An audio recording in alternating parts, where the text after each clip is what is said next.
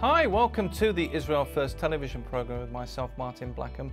Natalie's behind the scenes today, and with a program that looks at Israel. We look at features from Israel, we look at the news from Israel, and in the Jerusalem Post, the top story is "Quiet for Quiet, Deal emerges in the South." The message has emerged from the Israeli Security Cabinet on the Gaza situation that if Hamas is quiet, then it will be met by Israeli quiet, essentially a return to the arrangement which existed after the war in 2014. And Israel has reopened the Kerem Shalom border crossing into Gaza. The crossing had been largely closed since mid-July as a response of the wave of incendiary balloons and kites that set alight thousands of acres of land in the south of Israel. And in the studio today, somebody who has to deal with when there's terrorism and when there's accidents is Raphael Posh. Thank you so much for coming across. Thank you for having me. Being in our studio and coming to tell us about the work of United Hatzalah. Fantastic work that you're doing. We're really excited to learn more. You're going to learn a lot more about the medical service, United Hatzalah. Raphael Posh, he's originally from Canada. He's the international media spokesperson for United Hatzalah Medical Service in Israel. He's spoken on Russia Today. He's written for the Jerusalem Post, Times of Israel, Israel National News, and Breaking Israel News. And so thank you so much for joining us today. Maybe you can just introduce yourself, because it'd be very interesting for our viewers, for you at home. You're obviously not originally from Israel. You're from Canada. So how did you get from Canada and now you're living here with your family in Israel? So I grew up, as you said, I was born and raised in Canada, in Toronto. Very, very proud Toronto fan of sports and the culture and the city. And when I came for a gap year between high school and college, I came to Israel and I toured around a little bit. I studied for a while, and I decided to stay. I fell in love with the country. At the time of the gap year, yeah, or afterwards? Right at the time of the gap year, I decided to stay. I enlisted into the military, and after that, much to my parents' chagrin, they weren't very happy with me. But I had brothers who did it before me as well. And one of the things that you need to realize in Israel is that when you join the army, this is something very important, because not just for protection of the country, which obviously is vital, but you make a lot of connections. A lot of people leave school, the first thing they do, they get drafted, they go into the IDF or volunteer for something, and that's where you make a lot of business connections. A lot of you meet people, and absolutely. And it usually happens many years afterwards. It's like after you finish college and after you start your career, you're like, oh, I know a guy who does something else because I met him, I served with him in the military, and I haven't spoken to him in 10 years, but now I'm going to call him up. And they'll be best friends because they've gone through that service together often. So yeah, I did the military, and then I basically just stayed for college. At that point, I decided to immigrate officially and make Aliyah. I stayed for college and built up more connections and more friends, and at that point just learned Hebrew. Well, Hebrew I sort of knew from Toronto a little bit. I learned in a high school which taught Hebrew as a third language. They tried to teach us French. It didn't work very well, but the Hebrew stuck.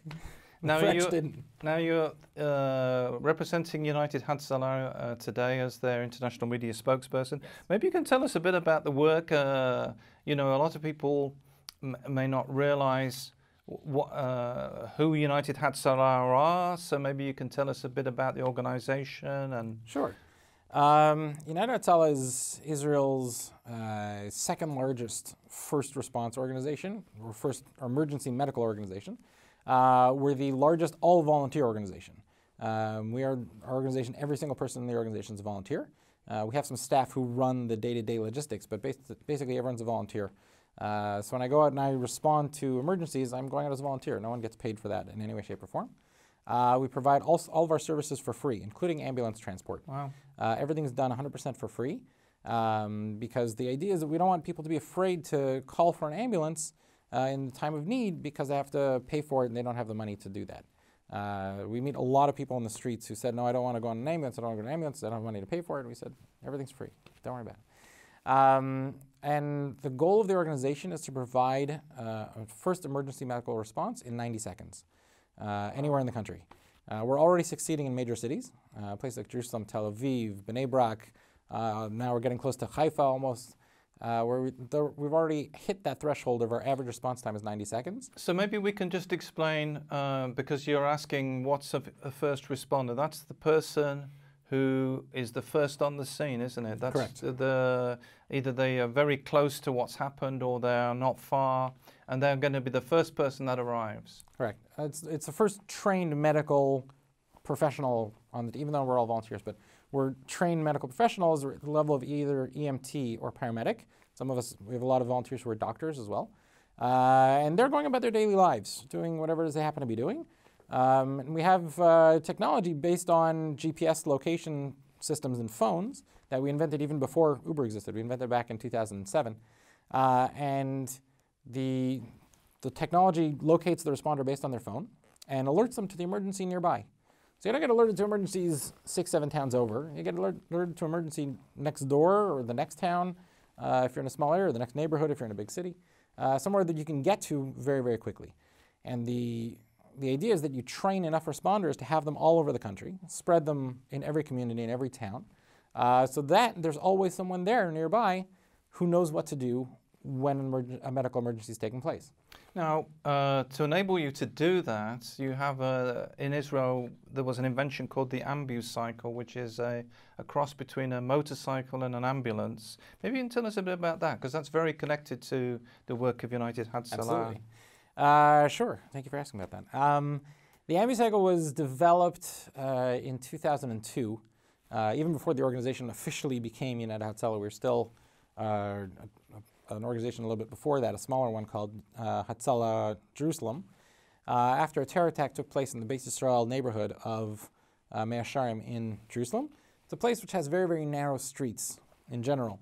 Ambulances have a hard time passing through there on a good day. The terror attack took place in that neighborhood, and because of everyone trying to get away from the explosion that happened, it was a suicide bomber, everyone was trying to run away. The first responders couldn't get there. The ambulances couldn't get there. The police couldn't get there. The fire department couldn't get there. And it took about an hour to get ambulances to the scene because of the traffic, the congestion, the roads, and everyone trying to run away. At that time, someone came up with the idea, said, ambulances can't get there, but ambulances isn't what saves people. People save people. But people need the equipment to do so. So let's put people on motorcycles. They'll be able to wind and weave through the traffic. They'll go on the sidewalks if they need to. They can go on the shoulders of the roads. They can go around cars, even in congested roadways such as that neighborhood. We'll put them on motorcycles and put a box on the back that has all the equipment that an ambulance has, except for the stretcher, because that doesn't fit. And that's what we did. And we started doing that. We put out a couple on the road. And then once it became recognized that it was successful, and started here in Jerusalem as well, and then expanded to other cities, then the health ministry got wind of it, and the transportation ministry got wind of it, and said, you guys are doing this is not so kosher, not so legal. I said, yeah, but it's saving lives. So I said, you know what? We're going to make it legal for you. We're going to make it okay. And then once that happened, we opened up to, we ended putting now, we have about 750 of them on the roadways across the country. And they're saving lives every single day. Some of our responders go on 10 to 11 emergency calls over the course of their day, depending on what's around them and what they're available for. And brought your helmet that you actually ride one as well? That's correct. I started riding one about 3 months ago. I grew up thinking motorcycles were horrible death machines. And I never in a million years dreamed I would ever do this. There's a number of things.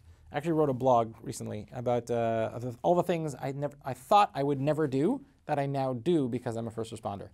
One of them is ride a motorcycle. And I've gone to calls. I've been on 2 emergency calls already today. It's not even noon.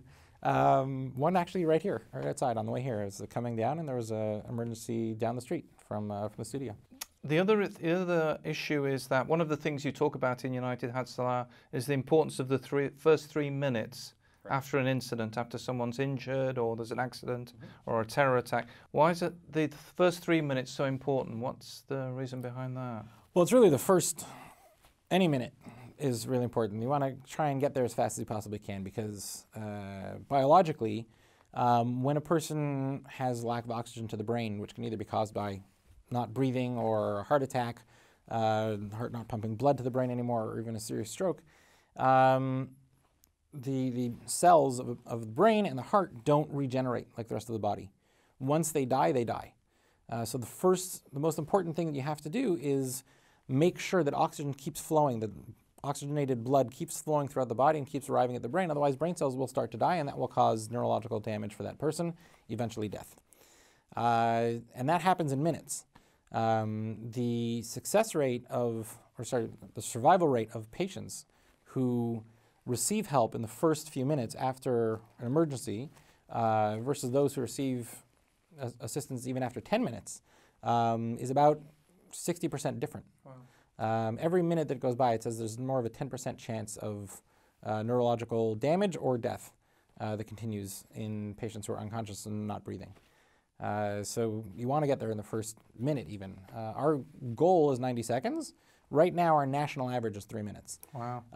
Which is incredible. And I think how on earth do you do that? Because, you know, Israel is such a, you know, we're going from one end to another. Is it just in certain areas? No, or can the you whole do country. That? Wow. The whole country. And the way we do that is it's sort of like a three-part system. One is training a lot of volunteers, having volunteers spread out throughout the country in every community. And that includes Jewish communities, includes Muslim communities, includes Christian communities, Druze, Bedouin, wherever. Train people who are in the community, empower the community on the one hand, and on the other hand, strengthen the community to know that there's first responders there. Once people learn the course, the medical course, to become either an EMT or a paramedic, they often let their neighbors know that they're around. If there's a medical emergency that goes into the dispatch system notifies the person shows up. Once it happens a couple times, people get to know that, oh, there's a volunteer responder here. We can rely on them to sort of help us, and it empowers the community itself. And it's utilizing the power of the community to help themselves before outside help comes in. So that's number one, is training a lot of the volunteers in each of the towns and each of the cities. Number two is knowing the information, knowing that there's an emergency happening. And through that, we notify the responders through a computer system, it takes milliseconds. Once the information is brought to our dispatch, it automatically is uploaded to a computer system, which notifies all the closest responders to the area, and everyone drops what they're doing and they run. And the third is transportation, getting the people there. It's great to have a volunteer responder, but if they can't get to the scene or the emergency, then they're not really helpful. So we provide vehicles and transportation for our responders. We ask that people who come and train with us have their own personal cars that they can go out to calls on. But in certain instances when it's needed, or depending on the needs of the area, we also provide vehicles. And the vehicles range from ambucycles, like you were talking about before, and which that's our flagship vehicle. We have the most of those. We also have ATVs, which are all-terrain vehicles that drive into the fields, the hiking trails, the bike paths around the forested areas, or also on the beaches, because ambulances can't drive on the sand on the beach, so we send ATVs instead, take the person out from, let's say, a drowning incident, take them off the beach, bring them to the road where the ambulance is waiting. We have a boat and a number of jet skis on the Kinneret, because there's a lot of drowning incidents there, and people get swept away, and there's an easterly pull from undertow, from Tiberias, or Tiberia, which is the largest city on the Kinneret, and it pulls people into the middle of the sea, where they can't swim back because it's too far, so they often drown. So we have a boat and jet skis patrolling the Kinneret at all times throughout the summer. We also have emergency electric bicycles, which is kind of a new thing for small alleyways where even motorcycles can't get to. Old cities where they have lots of stairs, places like the old city of Jaffa or the old city of Jerusalem, or even narrow passageways. So any type of vehicle that is necessary, we have, and we put on the roads in order to do it. We've just started using segways, actually, fantastic. For certain areas. Fantastic. If you've just joined us, we've got Raphael Posh from United Hatzalah, the Medical Emergency Service of Israel. Great to have you today with us, sharing about the work, and very important work you do. I know there's going to be many people who are watching who are already asking, how can we get involved? How can we financially help? There's a website they can go to? Absolutely. The website is https://israelrescue.org. It's interestingly not www. I just found that out. Right. So if you'd like to go to that website, I guess there's a way they can donate and there's a donate button right on the right-hand side. And just do israelrescue.org, and you can click on it, find out a lot of information about us. We update news stories there of what's going on in the country. There's also an option to donate and to learn more. People can also follow us on social media and pretty much every platform available. So maybe you can tell us a bit about your personal experience. You, as well as being the international media spokesperson, you also work, as you have done today, as an emergency medical technician and going out. And maybe you can tell us a little bit about what it's like. You can walk us through, you Sure.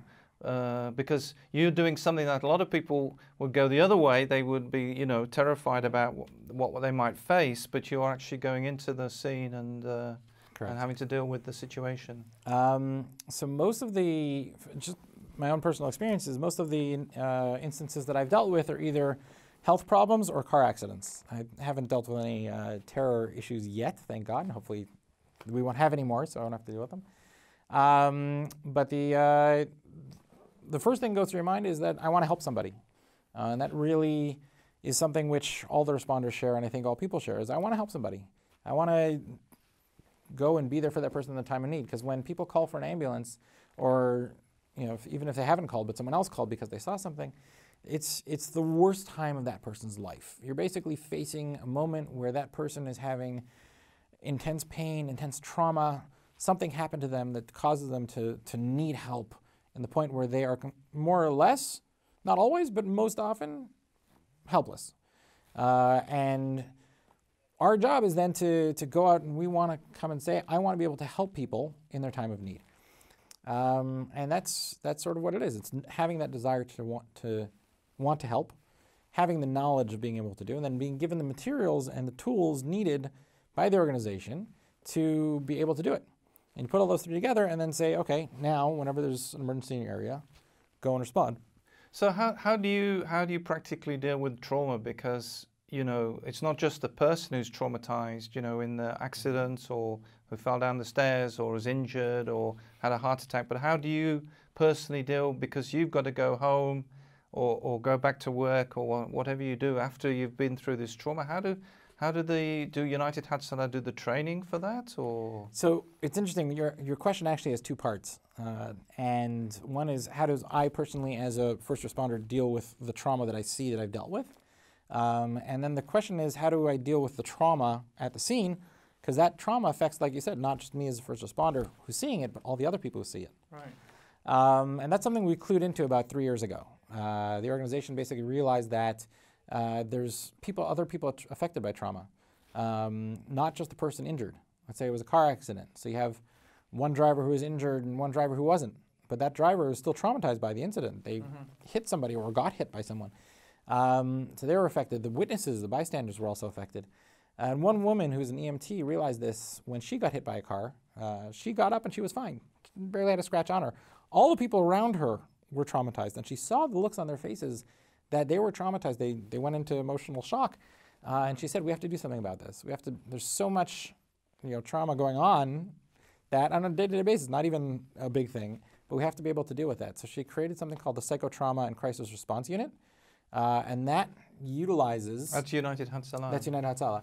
And that utilizes trained psychologists, psychiatrists, social workers, and therapists who also drop whatever they're doing and run to the scene of a patient who's not necessarily physically affected, but emotionally or psychologically affected by something that happened. It could be anything from a suicide to a sudden infant death, they call SIDS, to the death of a parent or even a child. If someone has a cardiac arrest and suddenly drops dead, the EMTs are going to show up and try and revive the person. Sometimes they'll succeed and sometimes they won't. But the family members are going to be traumatized by that. So then the psychotrauma unit comes as well. And usually it's an EMT who sees the scene that's happening, and it's an integrated unit. And the EMT sees the scene that's happening, calls the dispatch, says, we have people here who are affected, send the psychotrauma team in. And it started off with 20 people.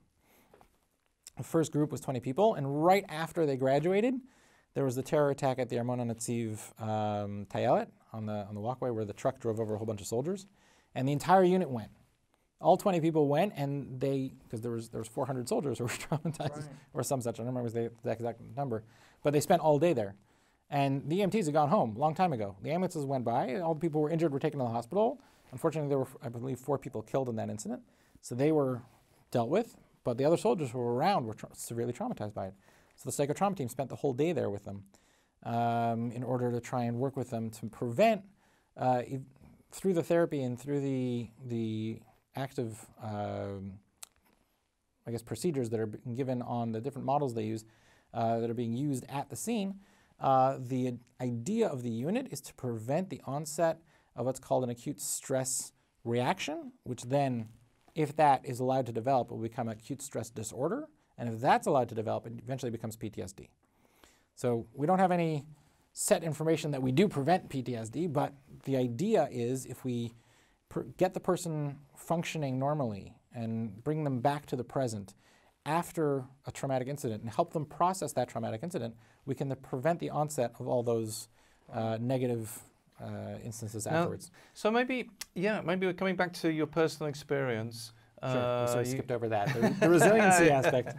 You know, when you, you know, if you've got any, I was going to say favorite stories, but stories that immediately kind of pop in your mind that... So there's a number of ways I can go on this one. First, going back to the resiliency, how do I deal with trauma?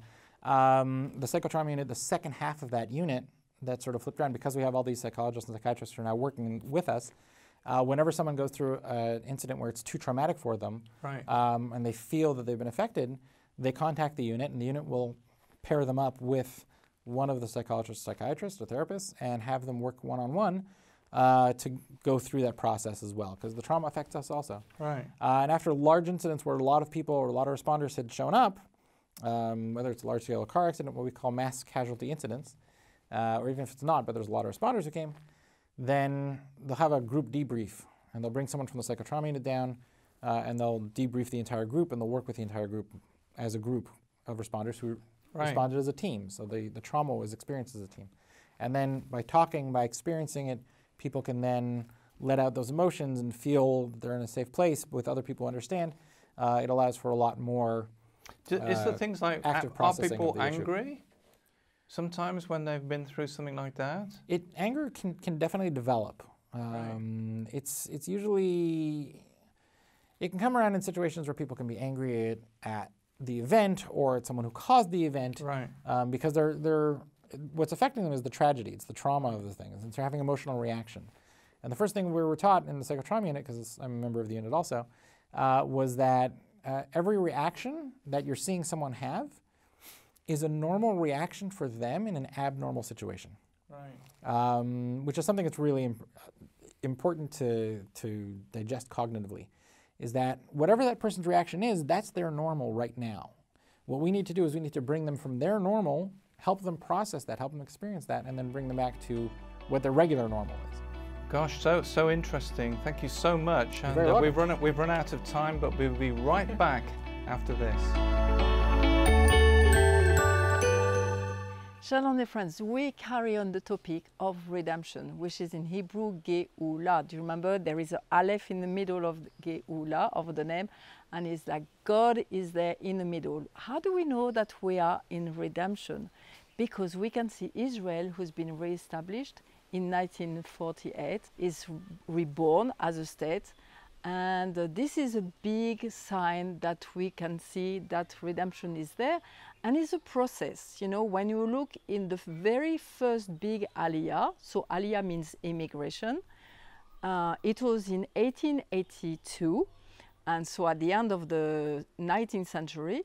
And if you remember, Eliezer ben Yehuda came in 1881, so just really right at the beginning.